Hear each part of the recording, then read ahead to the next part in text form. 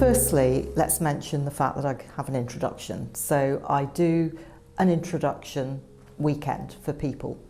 So that's a good opportunity for people just to kind of dip their toe in, see if NLP's for them without having felt that they've invested a lot of time and money, because it could just be that they don't feel NLP's for them for whatever reason. I find that surprising, but it could just be. And if that's the case, then better that they know earlier rather than later. And some people just want to see what NLP is. Then there's the 4-day diploma. So for people who feel they're committed to NLP, really want to come on a diploma, then they can take this 4-day diploma, which is spread usually over 2 weekends with 2 or 3 weeks apart with the weekends. And the diploma again gives people an opportunity to do some NLP without needing to invest too much money and time.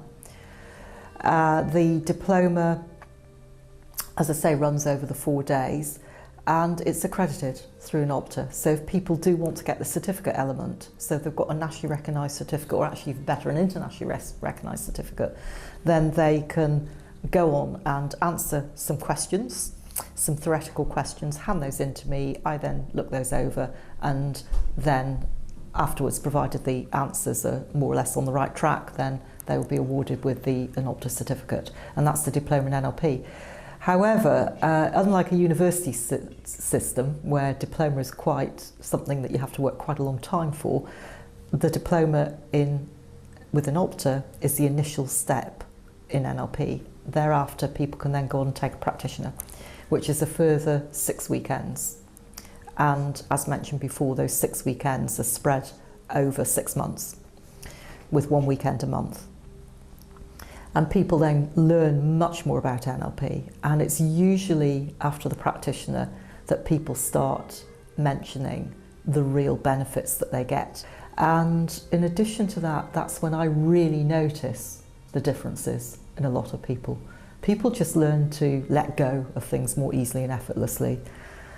This whole thing that we're talked about, sort of not to hang on, not to cling to things, to let go, because sometimes those are the things that can make us anxious and upset and worried. People just learn to let go of things and take things less personally, and realise that we've all got our problems in life, and maybe become more tolerant of others as well in the process. So there's all sorts of brilliant techniques and tools throughout the NLP practitioner that people learn in order to be able to do that.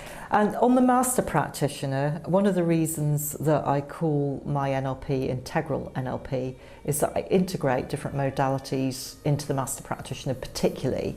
I do this throughout the whole of my training, so there's kind of a bit of these different modalities throughout the whole of the training, but particularly the master practitioner, it becomes more to the forefront. So people learn about something called the Enneagram. The Enneagram is a spiritual system of identifying different, I hesitate when I use the word personality types because it's so much more than that.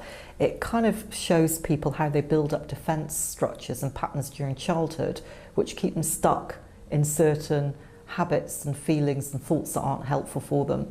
And once they know their type, they can sort of break out of these negative habits, thoughts and feelings.